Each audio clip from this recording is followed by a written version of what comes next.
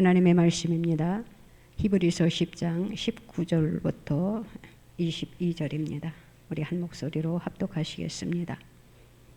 그러므로 형제들아, 우리가 예수의 피를 힘입어 성수에 들어갈 담력을 얻었나니 그 길은 우리를 위하여 휘장 가운데로 열어 놓으신 새로운 살 길이요 휘장은 곧 그의 육체니라. 또 하나님의 집 다스리는 큰 제사장이 계심에 우리가 마음의 뿌림을 받아 악한 양심으로부터 벗어나고 몸은 맑은 물로 씻음을 받았으니 참 마음과 온전한 믿음으로 하나님께 나아가자. 아멘. 하나님 아버지 감사합니다.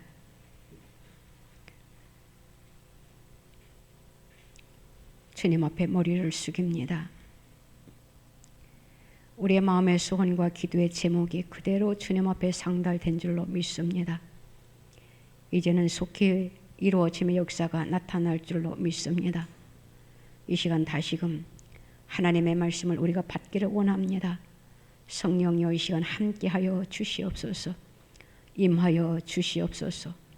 운행하여 주시옵소서.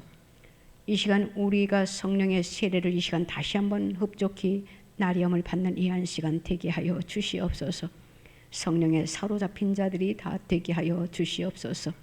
그리하여 하나님의 뜻이 무엇인지 분별하여 하나님의 영광을 위하여 살아 드릴 수 있는 결단하는 이 한 시간 되게 하여 주시옵소서. 감사합니다. 하나님, 우리에게 하시고자 하시는 말씀이 무엇인지 말씀하여 주시옵소서. 부족하고 연약한 종 세워주셨습니다. 성령의 두루마기를 입혀 주시옵소서.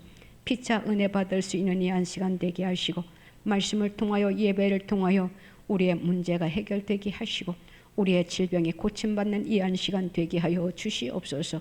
모든 것이 정상으로 회복되는 역사가 이 시간 일어나게 허락하여 주실 줄로 믿고 감사드리며 예수님의 이름으로 기도드리옵나이다.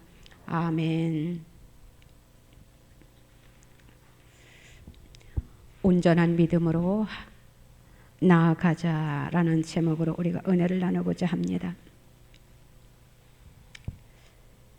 우리는 죄로 말미암아 도무지 하나님께 나아갈 수 없었던 인생들이었습니다.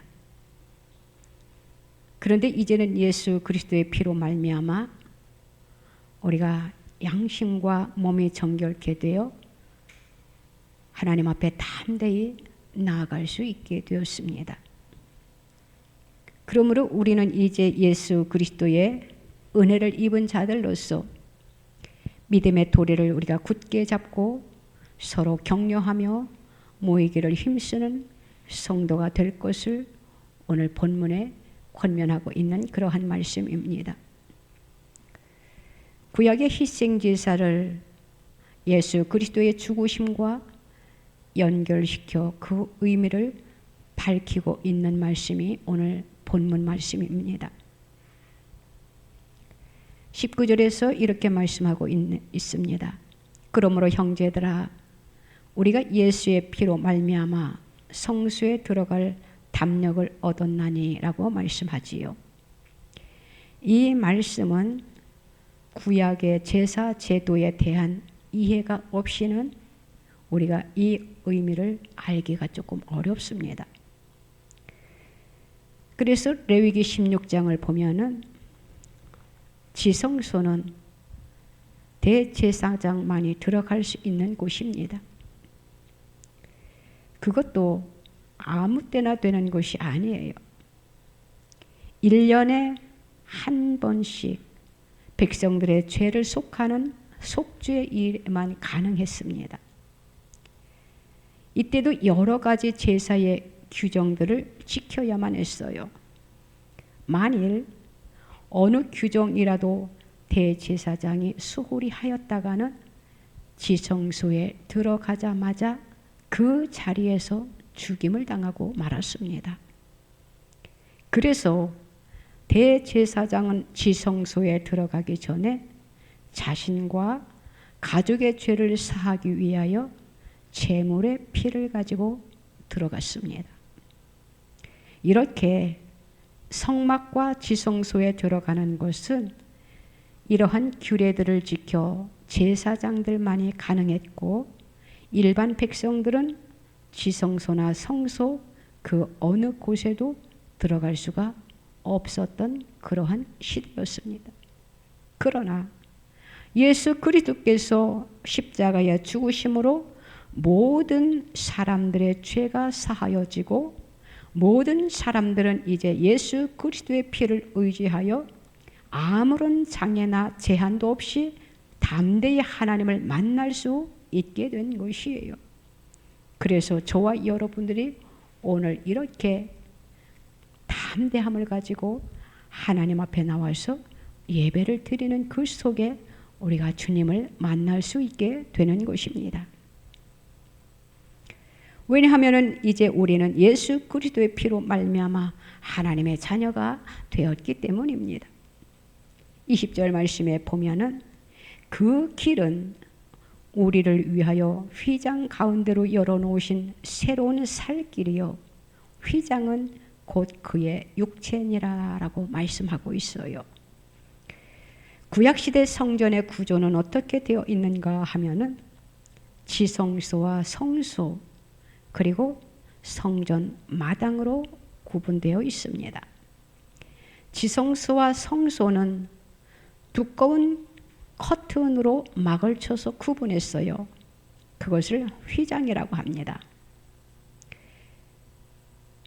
지성소에는 1년에 한 차례 대제사장이 속죄의 제사를 드리기 위해 짐승의 피를 가지고 들어가 제사를 드렸던 그러한 구약 시대였습니다. 지성소 안에는 대제사장 외에는 그 누구도 들어갈 수 없어요. 휘장이라는 것은 바로 성소와 지성소 사이를 가로막는 천을 말하는 것이지요. 그래서 이 천은 본래 죄인이 거룩하신 하나님 앞에 나아가는 것을 가로막기 위해 설치된 것입니다. 왜냐하면 죄인이 거룩하신 하나님 앞에 직접 나아가게 되면은 하나님의 거룩하심으로 말미암아 그 자리에서 바로 죽기 때문이에요. 그런데 예수님이 십자가에 달려 돌아가시는 날 성소의 휘장이 찢어지는 기적이 일어났습니다. 그래서 예수님께서 십자가에서 죽으심으로 성전의 휘장이 위로부터 아래로 찢어졌다는 마가복음 15장 38절의 말씀의 의미가 무엇인지를 우리는 이것을 알 때에 우리가 잘 깨닫게 되는 것이에요. 마가복음 15장 38절에 이렇게 기록하고 있거든요. 이에 성소 휘장이 위로부터 아래까지 찢어져 둘이 되니라. 이렇게 말씀하고 있습니다. 다시 말하면은 하나님과 사람 사이에 가로막혀 있던 죄의 장벽이 마치 지성소의 휘장을 찢어버리듯이 예수 그리스도께서 자신의 몸을 찢어 하나님과 사람 사이를 화해시켰다라는 그러한 말씀이에요. 그래서 우리가 레위기를 읽으면은 제사에 대한 규례들이 나와 있어서 그것이 조금 따분하고 이해되지 않을 때가 참 많이 있습니다. 그래서 우리는 각 줄을 보면서 우리가 같이 신약과 구약을 펼쳐보면은 조금 이해하기가 조금 수월하겠지요.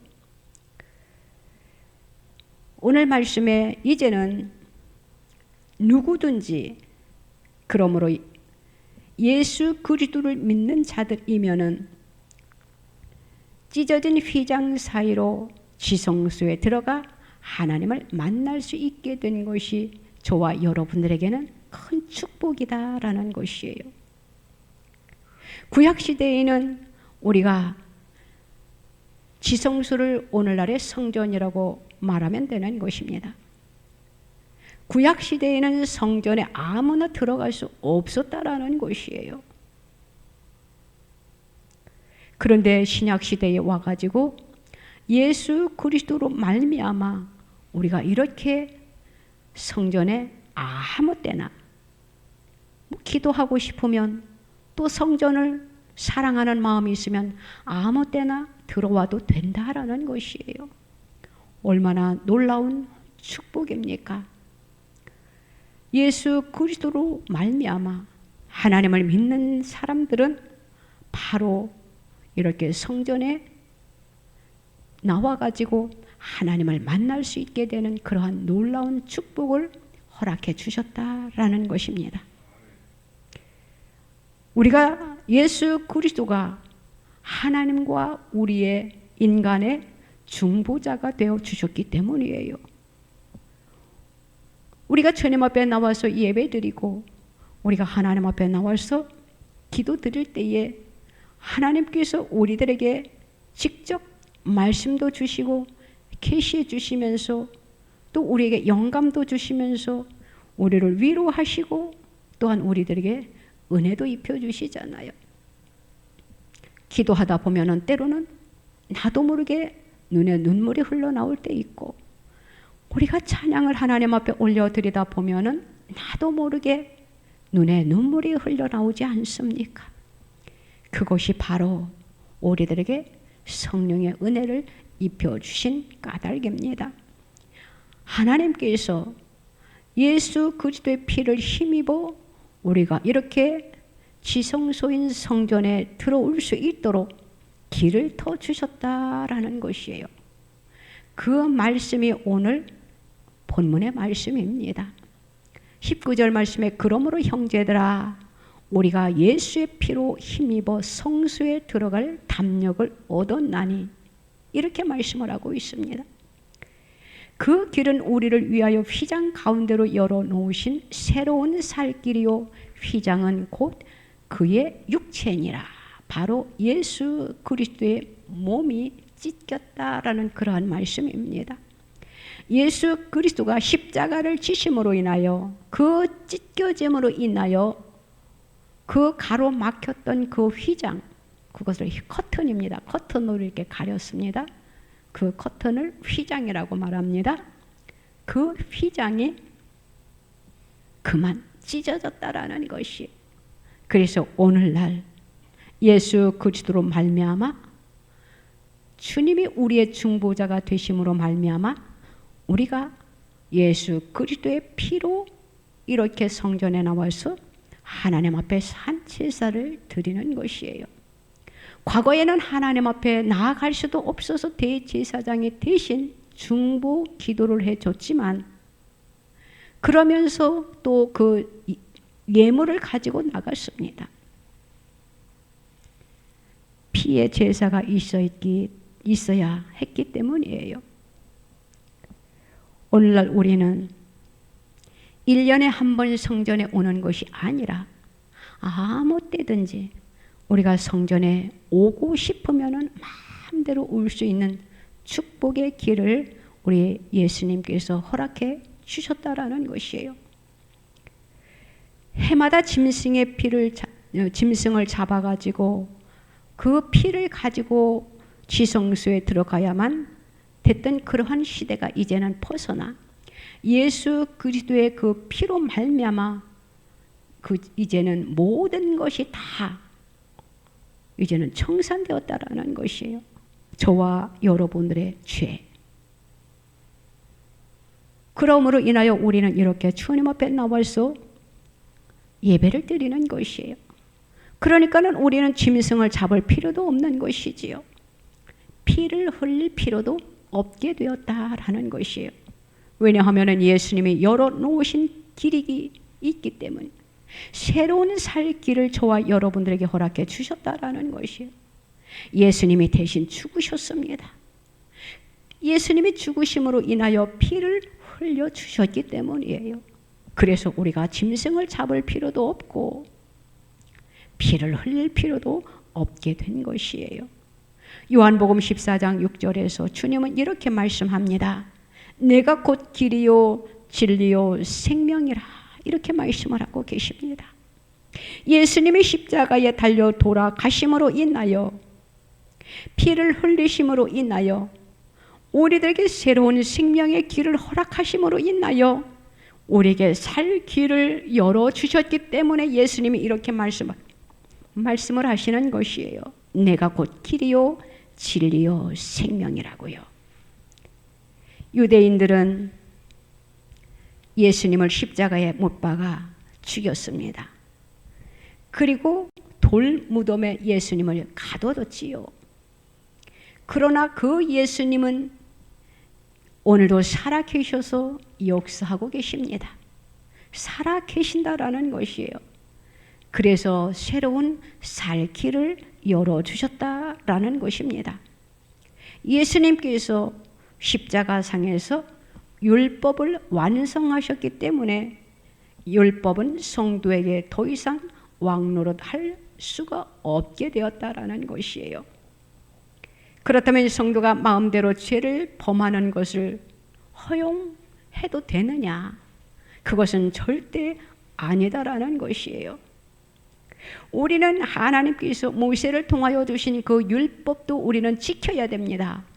그 율법이 하나님께서 우리들에게 날마다 제시해 주고 있기 때문이에요.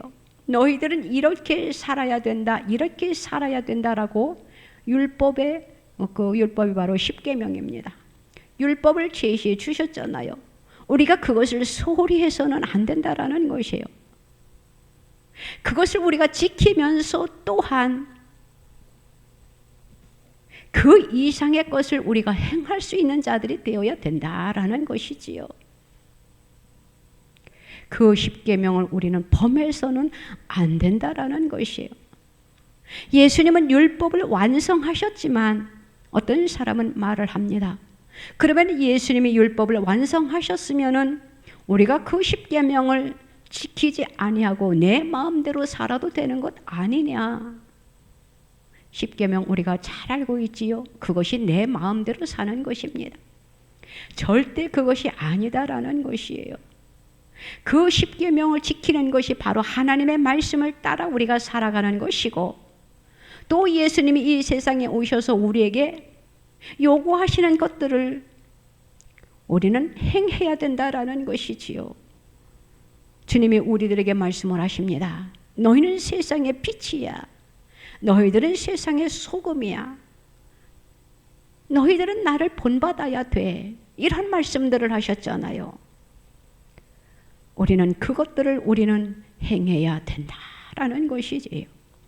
21절 말씀에 보면은 또 하나님의 집 다스리는 큰 제사장이 계심에 라고 말씀하고 있습니다. 큰 제사장이라고 했는데 바로 대제사장을 표현하는 것이에요. 대제사장이 하는 일은 무엇입니까? 하나님과 백성 사이에 가로막힌 그 불화를 해소해주는 그러한 역할을 한다라는 것이지요. 백성들이 죄를 범해서 하나님과의 사이가 벌어지면은 대제사장은 제물을 드리고 그 피를 뿌려 백성과 하나님을 화해시키는 중보 역할을 했다라는 것이에요. 그런데 그 구약의 대제사장은 인간이다 보니까 인간은 나면서부터 다 죄성을 가지고 태어났습니다. 우리는 아담의 후손들이기 때문에 우리는 원죄를 가지고 태어났어요. 원죄를 가지고 태어난 그 대제사장이 자신과 하나님의 불화할 수밖에 없는 죄인이었다라는 것이에요. 그 대제사장이, 구약의 대제사장이 영원할 수는 없다라는 것이지요. 그도 때가 되면은 죽기 때문이에요. 그런데 놀라운 것은 예수 그리스도가 저와 여러분들을 위하여 이 땅에 오셔서 자신의 몸으로 제물이 되셨다라는 것입니다. 구약의 대제사장이 죄를 용서하기, 백성들의 죄를 용서하기 위하여 동물의 피로 이제는 뿌렸다라고 했잖아요. 자신의 죄도 동물의 피로 뿌리고 지성소에 들어갔어요. 그 구약의 대제사장이 완전할 수 있냐라는 것이지. 그도 죄인이기 때문입니다.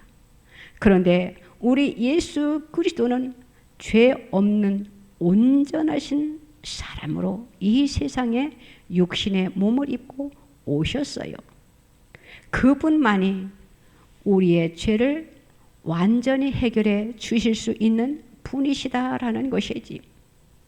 구약의 대제사장은 상징적으로만 하던 그 모든 일들을 행했습니다. 그런데 예수 그리스도는 바로 실제적인 일을 수행하셨다라는 것을 우리가 인지하면 되는 것입니다. 그렇기 때문에 우리가 이렇게 예수 그리스도로 말미암아 하나님의 보좌 앞에 나올 수 있게 되었던 것이에요. 예수님이 하나님과 인간 사이에 막힌 그것이 바로 죄입니다. 막힌 벽을 걸어주셨기 때문이에요. 화목하게 해주셨다라는 것이지요. 얼마나 놀라운 하나님의 은혜입니까? 그렇기 때문에 이제는 누구든지 하나님과 화목하기를 원한다면 바로 교회의 대제사장으로 계시는 예수님께 나아오기만 하면 되는 것이에요. 구약에는 죄 많은 대제사장을 세워서 그를 사용했지만 이제는 죄 없으신 예수님이 대제사장이 되셨다라는 것이에요. 우리는 십자가의 죽으심을 우리는 믿기만 하면 되는 것입니다. 예수 그리스도의 중보를 통하여 우리는 하나님을 우리가 만날 수 있게 되었다라는 것이지요. 그리고 예수 그리스도의 이름으로 우리가 하나님 앞에 간구하면은 하나님께서 우리의 간구에 응답하시는 하나님이시다라는 것이에요. 구약 시대에는 대제사장이 대신 우리를 대신해서 하나님 앞에 나아가고 또 우리의 소원을 대신해서 하나님 앞에 올려주었어요. 얼마나 번거로웠을까요? 그런데 신약에 와가지고 우리는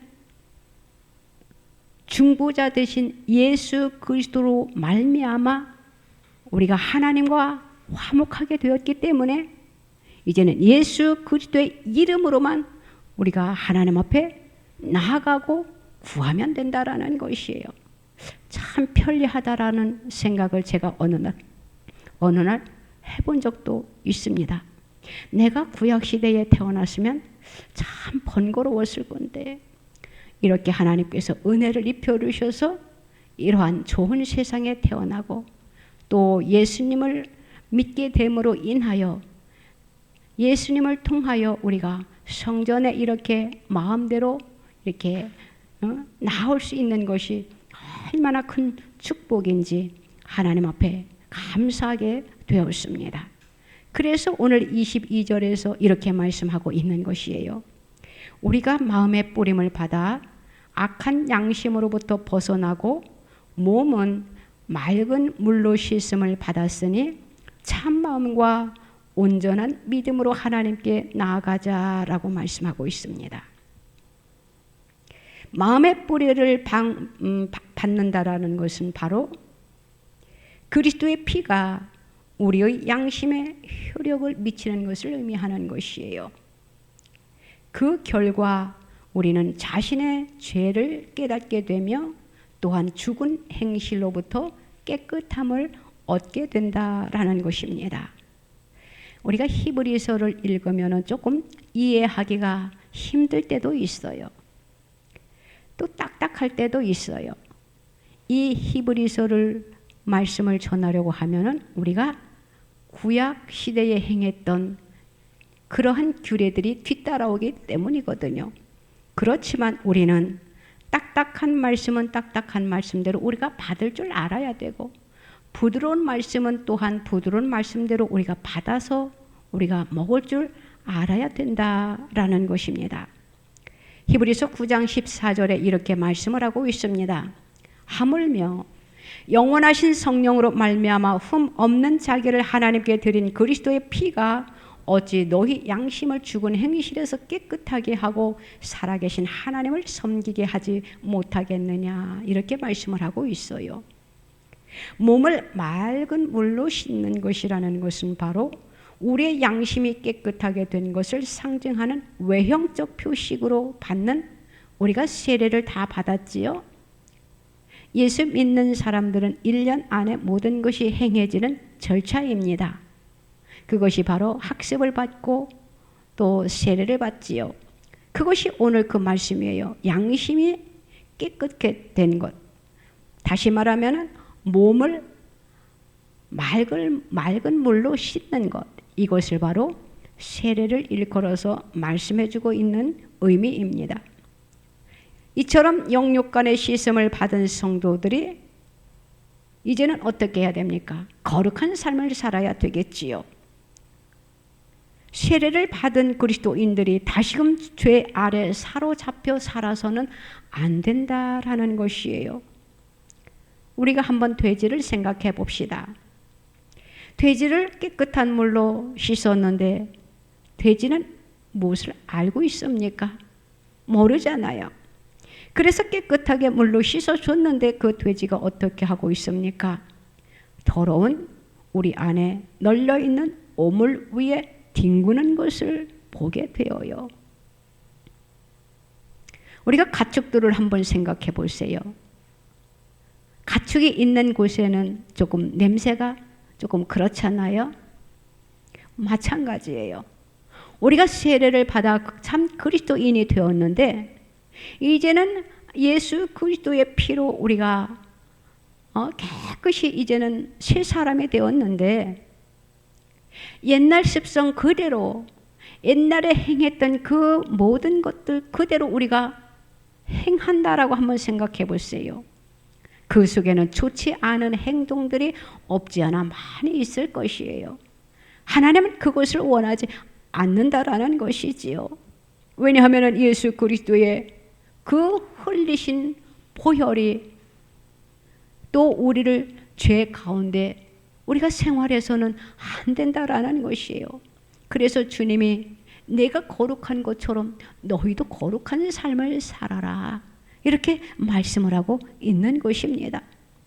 우리는 깨끗한 양심을 가지고 우리가 살아가야 된다라는 것이에요. 우리 예수님은 우리들에게 이렇게 말씀을 하고 계십니다. 너희들이 온전한 믿음을 갖기를 원한다. 온전한 믿음을 가져서 너희들이 의롭게 살기를 원한다. 그것이 하나님 앞에 나아가는데 부끄럽지 않을 것입니다. 우리가 오늘 깨끗한 마음을 가지고 하나님 앞에 나오면은 마음이 어떻습니까? 기쁘잖아요. 즐겁잖아요. 감사하잖아요. 그런데 우리가 일주일 동안 살면서 내가 하나님을 조금 그릇되게 우리가 마음을 아프게 한, 또 내가 죄 가운데 사는 그 모습 그대로 우리가 주님 앞에 나오면은 하나님 앞에 설 때에 우리가 어떻습니까? 부끄럽잖아요. 죄스럽잖아요. 떳떳하지 못하잖아요. 우리는 그리스도 안에서 새 생명을 얻은 자들로서 하나님 보시기에 아름다운 삶을 살아가는 것이 당연한 것이에요. 에베소서 1장 7절에 이렇게 말씀하고 있습니다. 우리는 그리스도 안에서 그의 은혜의 풍성함을 따라 그의 피로 말미암아 속량 곧 죄 사함을 받았느니라, 이렇게 말씀을 하고 있어요. 그렇기 때문에 우리는 죄 사함을 받은 자녀들이 언제까지 깨끗한 마음을 가지고 온전한 믿음으로 우리가 살아가야 되느냐? 주님 오시는 그날까지 우리의 믿음이 변질되어서는 안 된다라는 것이에요. 그런데 믿는다라고 하면서 우리가 그 뜻대로 살아드리지 못하니까 주님의 마음이 아프신 것이에요. 그래서 주님께서 누가복음 18장 8절에서 이렇게 말씀을 하고 계십니다. 인자가 올 때에 세상에서 믿음을 보겠느냐, 이러한 말씀이 있어요. 저는 도무지 이 말씀을 이해하지 못할 때가 있었어요. 도대체 이 말씀하신 이 의도가 무엇인가? 왜 이런 말씀을 하셨을까? 인자가 올 때에 세상에서 믿음을 보겠느냐라고 하는 말씀이 도무지 무슨 말씀인가? 우리에게 무엇을 하시고자 이렇게 말씀을 하셨을까라고 엄청 고민할 때가 없지 않아 있었습니다. 그런데 이제는 하나님의 말씀을 깊이 들어가다 보니까, 말씀을 되새김하다 보니까, 이 말씀이 하시려고 우리에게 하신 것이었구나 깨닫게 되었어요. 이 말씀이 무슨 말씀입니까? 오늘날 온전히 바로 믿는 성도들이 얼마나 있겠느냐, 이러한 말씀이에요. 이 말씀은 정말로 우리들에게 두려운 말씀입니다. 이번 주에 누군가 이렇게 이야기를 하더라고요. 말씀을 보고 기도하면서 많은 생각을 해보았대요. 사역 속에서도 많은 것을 느꼈겠지요. 그러면서 하는 말이, 내 생각에는 하늘나라 갈 백성들이 그다지 많지 않을 것이라고 생각을 하고 있다라는 것이, 한 30% 예수 믿는 사람을 100%로 얘기를 하자면 한 30%는 구원을 받고 70%는 구원을 받지 못할 것 같아요. 이런 이야기를 하길래 제가 이렇게 이야기했습니다. 그것을 우리가 장담하지는 말고 하나님 앞에 구원받는, 천국에 입성하는 백성들은 많지 않을 것이다. 그래서 우리가 신앙생활을 똑바로 해야 되는 것이다. 그러면서 제가 이 말씀을 이야기했습니다. 인자가 올 때에 세상에서 믿음을 보겠느냐라고 주님이 말씀하셨단다. 바로 우리 작은 아들입니다. 요즘은 우리 작은 아들이 믿음에 대해서 너무나도 많은 것을 알아가려고 하고 있고, 하나님과의 영적인 관계에 대해서 관심이 참 많습니다.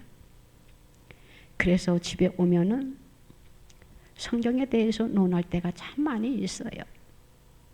그러면은 제가 또 다시 더 깊이 알게 하기 위해서 더 이야기해주고 알려주고 또 이렇게 권면해주고 하면은 그렇군요 하면서 받아들일 때에 얼마나 감사한지 몰라요. 마지막 시대에는 예수 믿는 사람들이 많지 않을 것이다라는 것이에요. 왜 이 말씀이 주어졌을까 또 한번 생각해 보았습니다. 마지막 시대에는 우리들을 유혹하는 것이 너무나도 많고 예수 믿는 것이 힘들기 때문에 주님이 마지막 시대에 믿음을 보겠느냐 이렇게 말씀을 하고 계신 것이에요. 어려움이 닥쳤을 때에 우리가 끝까지 주님을 부인하지 않을 수 있습니까? 여러분들 믿음은 지금 어떻습니까? 한번 자신들의 믿음을 체크해 보세요. 제가 아들에게 말했어요. 앞으로 돌아올 그 시대에, 그 환난 속에 들어갈 때에 내가 믿음을 견고하게 지킬 수 있을까? 때로는 두려운 마음을 가질 때도 없지 않아 있다라고 하니까 도리어 저보다 아들의 믿음이 더 크더라고요. 왜 두려워합니까? 하나님이 계시는데, 하나님을 믿는데 왜 두려워하느냐라는 것이 제가 얼마나 부끄러웠는지 모릅니다. 우리도 한번 우리의 믿음을 한번 생각해 보세요. 누군가 내 앞에서 네가 예수를 믿지 아니하면 내가 너를 살려줄 것인데, 그거 한번 생각해 보셨습니까? 앞으로는 우리들에게 그러한 시대가 올 수도 있다라는 것이에요. 그 시대가 오기 전에 우리가 이 세상을 떠나면 우리가 그 시대를 당하지 않겠지만, 그 시대가 우리가 살아있을 때에 온다고 우리가 가정을 해봅시다. 믿음을 지킬 수 있겠냐라는 것이에요. 그것을 생각하니까 제가 두렵더라고요. 그래서 제가 앞으로 우리는 기도를 이렇게 해야 된다라고 권면을 했습니다. 그랬더니 지금부터 그렇게 기도를 해야 되겠군요. 그래서 우리가 믿음에 대해서 주고받고 노는 그런 일들이 있었는데, 이 말씀이 저에게는 너무나도 두려운 말씀입니다. 인자가 올 때에 세상에서 믿음을 보겠느냐. 누가복음 18장 8절입니다. 집에 가셔서 찾아서 한번 읽어보시기 바랍니다. 하나님을 믿는 성도들이 얼마나 있겠느냐라는 것이에요. 환난이 내 앞에 닥쳤을 때에 그것을 우리는 어려운 말로 순교라고 우리가 말을 합시다. 우리가 순교할 수 있냐라는 것이, 주님을 위해서 내 목숨을 버릴 수 있냐라는 것이. 그래서 주님이 인자가 올 때에 세상에서 믿음을 보겠느냐라고 말씀하셨고, 하나님을 믿는 성도들이 그때야 많이 떨어져 나갈 것이야. 그렇기 때문에 내가 염려된다라고 주님이 말씀하시는 것이에요. 고린도후서 13장 5절에 이렇게 말씀하고 있습니다. 너희는 믿음 안에 있는가? 너희 자신을 시험하고 너희 자신을 확증하라. 예수 그리스도께서 너희 안에 계신 줄을 너희가 스스로 알지 못하느냐? 그렇지 않으면 너희는 버림받은 자니라. 이렇게 말씀을 하고 계셔. 우리가 말씀을 하나하나 우리가 접하다 보면 우리가 축복의 말씀을 많이 던질 수 있습니다. 축복된 이야기만 하면은 성도들 좋아하지요. 그런데 조금 어려운 난이도의 설교를 하면은 싫어합니다. 은혜를 받지 못해요. 왜 좋은 말씀들이 많은데 왜 절 설교를 하느냐? 지금 이 시대가 얼마나 좋은데 우리는 지금 자유롭게 신앙생활을 하고 있는데 라고 반문하는 성도들이 많이 있다라는 것이에요. 우리는 그래서 하나님의 말씀을 읽을 때에 우리가 그 말씀이 우리에게 무엇을 제시해 주려고 하는지 우리는 말씀을 잘 깊이 의미하면서 읽어야 된다라는 것이에요. 성경을 몇 독했다 이것이 중요한 것이 아닙니다. 어떤 사람은 나는 몇 독했어, 나는 몇십 독했어, 나는 100독했어 라고 자기가 몇 독 읽은 것을 자랑하는 사람이 있어요. 우리는 성경을 몇 독 읽었다고 자랑하려고 성경을 읽습니까? 절대 그것이 아니다라는 것을 믿으시기 바랍니다. 우리가 한 독을 하더라도 설령 한 장을 읽더라도 그 속에 하나님이 우리에게 하시고자 하시는 말씀이 무엇인지 우리가 깨달아야 된다라는 것이에요. 다시 한번 바로 진리를 알아야 된다라는 것이죠. 하나님에 대해서 우리가 바로 알아야 된다라는 것이에요. 그래서 히브리서 11장 6절에서 이렇게 말씀하고 있는 것입니다. 믿음이 없이는 하나님을 기쁘시게 하지 못하나니 하나님께 나아가는 자는 반드시 그가 계신 것과 또한 그가 자기를 찾는 자들에게 상 주시는 이심을 믿어야 할지니라. 이렇게 말씀하고 있는 것이, 우리가 하나님께로 나아가려면 하나님이 살아계심을 우리는 믿어야 되는 것이에요.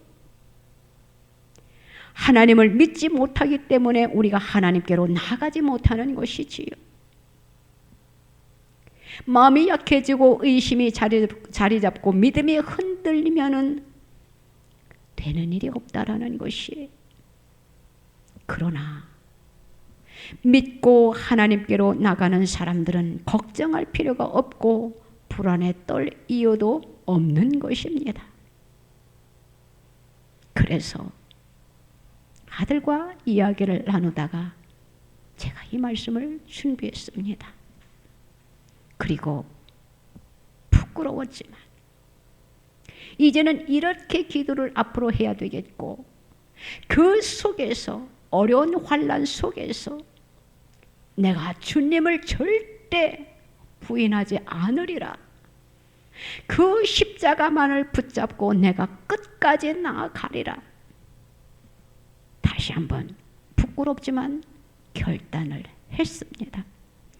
결단하는 저와 여러분들 되시기를 주님의 이름으로 부탁을 드립니다. 누가 하나님으로부터 칭찬을 받을 수 있겠습니까? 하나님을 전적으로 믿고 신뢰하고 그분에게 우리의 삶의 모든 것을 맡기고 하나님을 의지하고 하나님을 찾는 성도들일 것입니다.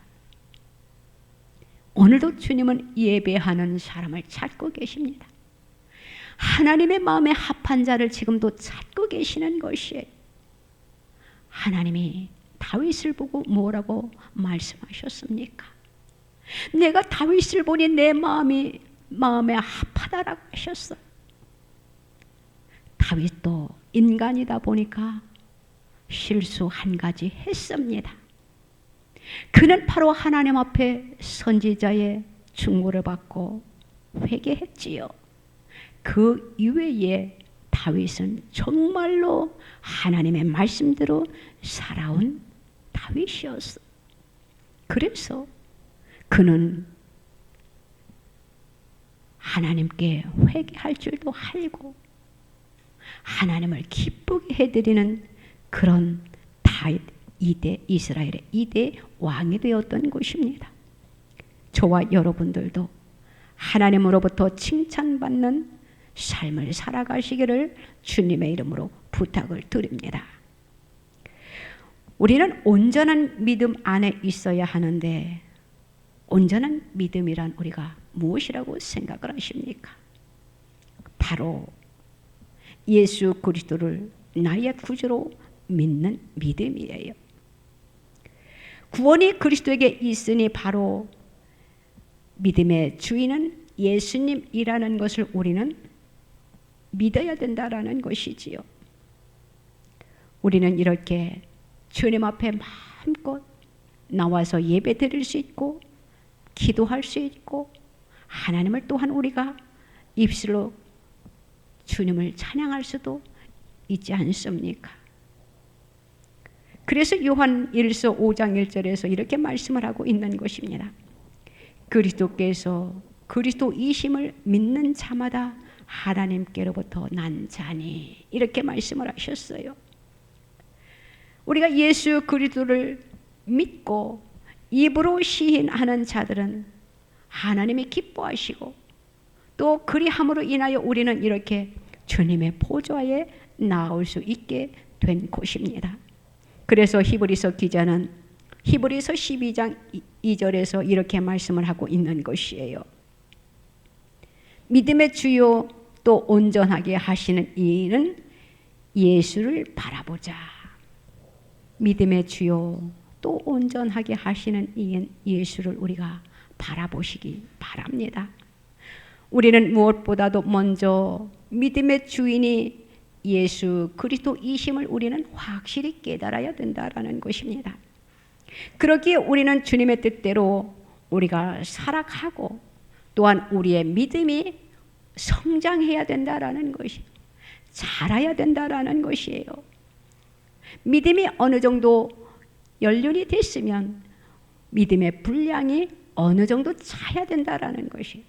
우리가 어린아이를 한번 생각해 보세요. 세상에 태어났는데 그 어린아이가 그 나이에 맞게 잘 성장해 줘야 되잖아요. 그런데 그 나이에 맞게 성장하지 않는다라고 한번 생각해 보세요. 아닙니다. 믿음도 마찬가지예요. 우리가 예수 그리스도 안에 있으면은, 예수 그리스도 안에 들어와 있으면은 우리의 믿음도 이제는 어느 정도 그 분량에 이르러야 된다라는 것이에요. 우리가 한번 생각해 보세요.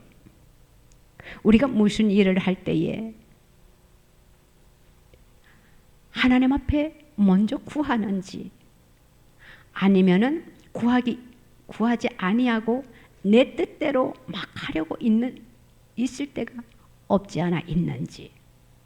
우리는 성격이 급하다 보니까 하나님 앞에 묻기 이전에 내 뜻대로, 내 생각대로, 내 방법대로 행할 때가 얼마나 많이 있냐라는 것이에요. 우리는 무엇을 하든지 간에 우리가 하나님의 뜻에 우리가 맞춰서 하나님 앞에 먼저 내놓아야 된다라는 것이요, 물어야 된다라는 것이지요. 하나님 앞에 의논한다라는 것이요, 바로 그것이 기도입니다. 우리가 무슨 일을 앞에 놓고 먼저 내 뜻을 앞세우지 말고 하나님의 뜻을 앞세워서 우리가 일을 진행할 때에 그 일이 순조롭게 진행되어질 것이에요.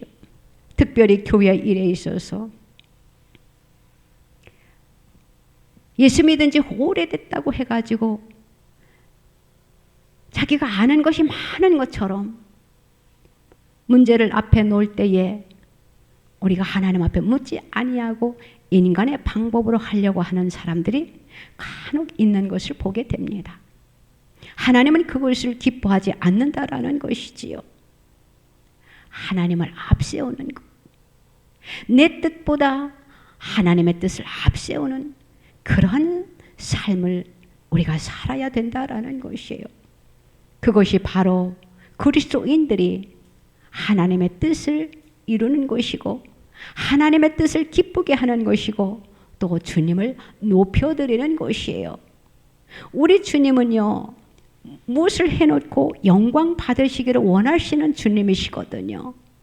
그래서 자그마한 것도 하나님은 우리가 하나님 감사합니다, 주님의 이름을 높여드립니다, 주님 앞에 영광을 올려드립니다, 이것을 너무나도 좋아하셔요.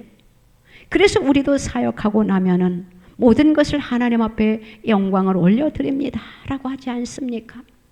주님의 이름을 높여드리는 것 아닙니까? 주님이 기뻐하시기 때문이에요. 무엇을 해놓고 내가 했어, 나만이 할 수 있어, 나를 앞세우면은 그것은 하나님이 기뻐하지 않아요. 그것을 일컬어서 교만이라고 합니다. 하나님은 교만한 자를 대적하시고 겸손한 자에게 은혜를 입혀주신다라고 했어요. 저와 여러분들은 우리의 삶 자체가 하나님을 기쁘게 해드리는 그러한 삶을 살아가시기를 부탁드립니다. 주님이 이렇게 말씀을 하셨잖아요. 내가 하나님을 기쁘시게 하랴 사람을 기쁘게 하랴. 바로 사도 바울의 고백입니다. 이것이 저와 여러분들의 고백이 되기를 바랍니다. 하나님은 하나님을 기쁘시게 하는 그러한 삶을 성도들이 살아가기를 원하고 있는 것이에요. 우리가 하나님을 기쁘시게 하려고 하다 보면 세상 사람들에게 미운 털을 박힐 때가 참 많이 있습니다. 꼭 그래야만 되나 이러면서 그를 어려움에 처하게 할 때도 없지 않아 있어요. 그런데 우리는 그러한 것에 개의치 말고 내가 저 사람의 마음을 아프게 해가지고 저 사람이 떠나면 어떻게 하지? 인간적인 생각 절대 하지 마세요. 우리는 하나님만 바라보고 가세요. 떨어질 자들은 떨어지는 것입니다. 그것이 은혜예요. 은혜되지 아니하는 사람 붙잡고 있어봤자 나에게 영적 마이너스입니다. 떨어질 자는 떨어져 나가고 다시 하나님께서는 새로운 자를 붙여주십니다. 그리하여 그 새로운 자들을 만남으로 인하여 하나님의 일을 우리가 쟁취해가면 되는 것이에요. 하나님의 영광을 위하여 우리가 살아드리면 된다라는 것이에요. 우리는 하나님의 말씀을 중심으로 하는 그러한 믿음을 우리가 갖는 저와 여러분들이 되시기를 바랍니다. 디모데후서 3장 15절에 바울은 디모데에게 이렇게 권면하고 있습니다. 또 어려서부터 성경을 알았나니 성경은 능히 너로 하여금 그리스도 예수 안에 있는 믿음으로 말미암아 구원에 이르는 지혜가 있게 하느니라 라고 했어요. 그러면서 이어서 16절 17절에 모든 성경은 하나님의 감동으로 된 것으로 교훈과 책망과 바르게 함과 의로 교육하기에 유익하니 이는 하나님의 사람으로 온전하게 하며 모든 선한 일을 행할 능력을 갖추게 하려 함이라. 아멘입니다. 놀라운 말씀이에요. 모든 성경은 하나님의 감동으로 된 것이래요. 말씀 속에 우리들의 삶의 모든 것이 들어있다라는 것이에요. 우리들을 교훈하기도 하고 책망하기도 하고 바르게 살게 지도해 주는 리더자가 된다라는 것이지요. 그러므로 인하여 우리는 하나님의 온전하신 뜻을 이루어 드리고 또한 우리의 삶 속에 선한 일을 행할 능력을 갖추게 해주는 것이 바로 하나님의 말씀이다라는 것입니다. 그러니까 다시 말하면 성경은 어떠한 책이느냐? 구원의 도리를 밝혀주는 책이다라는 것이에요. 구원의 길을 제시해 주는 것이 바로 성경이다라는 것이지요. 그렇기 때문에 우리는 성경에서 예수의 진리를 발견하고 찾을 수 있게 되는 것입니다. 그리함으로 인하여 이 말씀이 우리의 믿음의 키가 성장케 해주는 것이에요. 우리는 날마다 믿음이 성장해야 됩니다. 성장하지 아니하면 안 되는 것이지요. 우리는 마지막 시대 끝자락에 와 있는 것 같습니다. 마지막 시대를 살아가는 저와 여러분들은 우리의 믿음의 방향을 바로 정해야 된다라는 것이에요. 하나님의 말씀은 살아서 역사하는 능력의 말씀입니다. 좌우의 낯선 검보다도 예리하다라고 주님이 말씀을 하셨어요. 우리가 잘못됐을 때에 하나님의 말씀으로 우리를 깨우쳐 주신다라는 것이지요. 바른 길을 제시해 준다라는 것이. 우리가 하루에 3끼 음식을 섭취합니다. 왜 우리가 음식을 섭취합니까? 건강을 유지하기 위해서지요. 튼튼하게 하기 위해서입니다. 저는 먹는 것을 그다지 좋아하지 않아요. 어떤 사람은 먹는 것이 즐거워서 세상 사는 살만 난다라고 합니다. 그런데 저는 건강을 유지하기 위해서 먹는 것 같아요. 마찬가지입니다. 믿음도 마찬가지예요. 믿음을 성장하기 위해서는 우리가 하나님의 말씀을 먹어야 됩니다. 어떻게 먹냐고요? 하나님의 말씀을 읽는 것이에요. 하나님의 말씀대로 살아가는 것이에요. 하나님 말씀대로 우리가 기도해야 될 때 기도해야 되는 것이에요. 하나님의 뜻대로 살아가는 것입니다. 그러할 때에 우리는 경건한 삶을 살게 되는 것이에요. 우리의 영적인 신앙이 성장하는 것이고 우리의 영혼이 살찌우게 되는 것입니다. 우리가 하나님의 말씀을 바로 읽고 바로 묵상하고 하나님의 말씀을 날마다 알아가는 저와 여러분들이 되시기를 바랍니다. 하나님의 말씀은 살아있는 말씀입니다. 하나님의 말씀을 놓치지 마시기 바랍니다. 하나님의 말씀을 나의 것으로 유지하시기 바랍니다. 그러면은 우리의 믿음도 성장할 것이에요. 그러면 온전한 믿음이라는 무엇입니까? 바로 성도가 연합하는 믿음입니다. 연합이라는 것은 바로 합동을 의미하는 것이지요. 우리 성도들 개개인마다 성격이 다 다릅니다. 배경도 달라요. 특별히 자기의 주장도 달라요. 그래서 우리가 조금 서로가 서로의 마음을 이해하지 못함으로 인하여 우리가 상처를 받고 줄 때가 있습니다. 그것으로 인하여 때로는 우리가 오해를 해서 스트레스를 받고 또 이해하지 못할 때가 없지 않아 있다라는 것이에요. 그런데 우리가 조금 더 온전한 믿음의 성숙한 그릇들이 되기 위해서는 하나님이 나를 사랑하신 것처럼 우리도 상대방을 배려하고 이해하고 사랑하려고 하는 마음을 우리가 가져야 된다라는 것이지요. 상대방이 나를 미워하고 상대방이 내 마음을 아프게 했고 나에게 상처를 줬으니까 나도 되갚음해 줘야지. 이런 생각을 해서는 안 된다라는 것이에요. 그렇게 하다 보면은 그저 거리가 더 멀어지고 나중에는 원수가 되어질 수 있어요. 어떻게 그리스도 안에서 하나라고 할 수가 있겠습니까? 우리는 그리스도 안에서 하나가 되어야 된다라는 것이에요. 이것을 일컬어서 성경은 뭐라고 말씀을 하고 있습니까? 해산의 고통을 겪어야 된다라고 말씀을 하고 있는 것이에요. 해산의 고통이 무엇인지 우리는 알고 있지요. 그 해산의 고통으로 우리가 성도들 간에 서로가 서로를 위하고 이해하고 보듬어주고 배려할 줄 알고 사랑해야 된다라는 것이에요. 우리 주님은 우리에게 요구하고 계십니다. 내가 너희를 사랑한 것 같이 너희들도 서로 사랑하거라. 첫째도 사랑이요, 둘째도 사랑입니다. 사랑이기 때문에 예수님이 십자가에 못 박혀 돌아가셨어요. 우리를 사랑하지 아니했으면 어떻게 십자가에 못 박혀 돌아가셨겠습니까?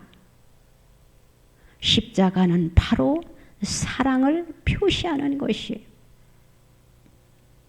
저와 여러분들도 십자가를 지는 그러한 고통을 갖고 우리가 서로를 사랑하는 그러한 믿음을 가지시기를 주님의 이름으로 부탁을 드립니다.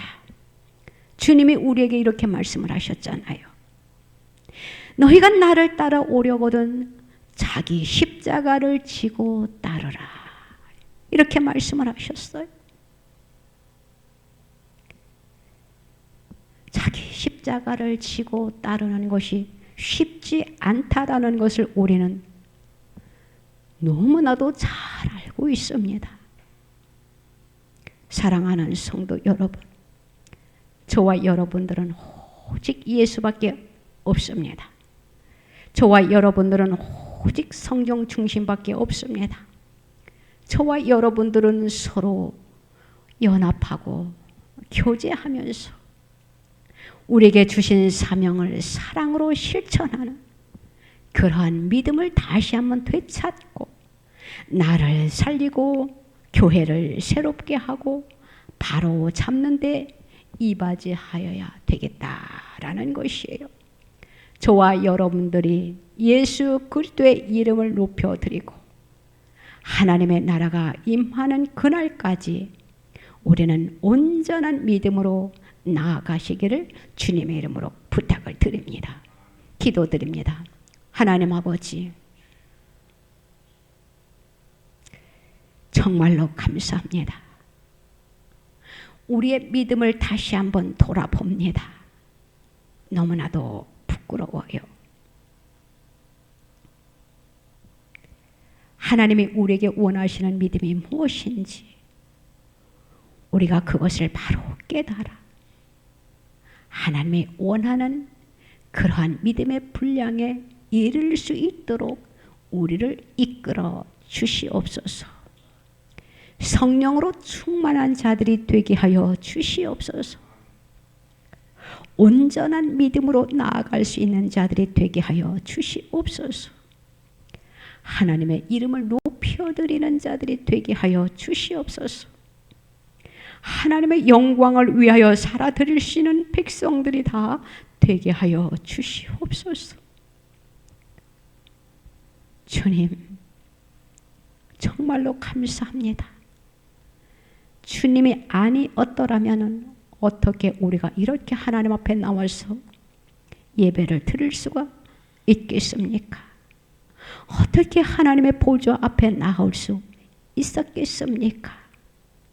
그저 감사하오니 우리의 마음의 중심에 감사를 주님이 받으시고 기쁘게 연락하여 주시옵소서. 하나님의 말씀대로 살아드리기를 원합니다. 하나님을 기쁘게 해드리기를 원합니다. 주님 앞에 가는 그날까지 우리의 믿음을 붙잡아 주시옵소서. 강하게 하여 주시옵소서. 흔들리지 않게 하여 주시옵소서. 감사드리며 예수님의 이름으로 기도드리옵나이다. 아멘. 아프신 분들은 아프신 곳에 손을 얹으시기 바랍니다. 하나님 아버지,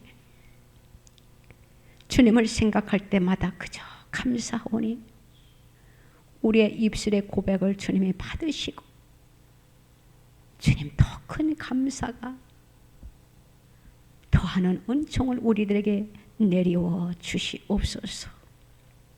감사합니다. 하늘의 문을 활짝 열어주시고 우리가 주님을 기쁘게 해드릴 때마다 주님 홀로 영광 받아 주시옵소서. 하나님을 기쁘게 해드리기를 원합니다. 우리의 삶 자체가 하나님의 영광을 위하여 살아드리기를 원합니다. 우리를 강권적으로 붙잡아 주시옵소서. 하나님, 우리가 하나님을 더욱더 기쁘게 해드리고 싶어요. 하나님의 말씀대로 살아드리고 싶어요. 그런데 때로는 우리가 육신의 약함으로, 육신의 질병으로 소홀해질 때가 너무나도 많이 있습니다.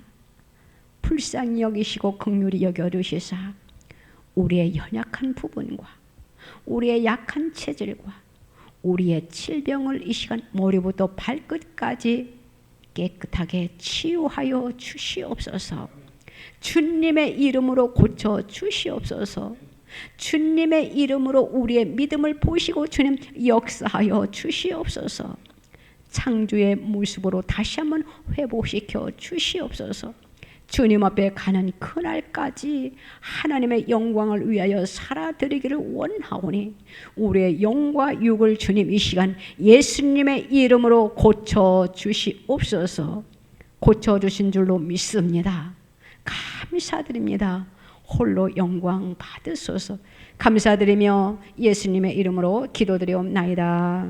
아멘.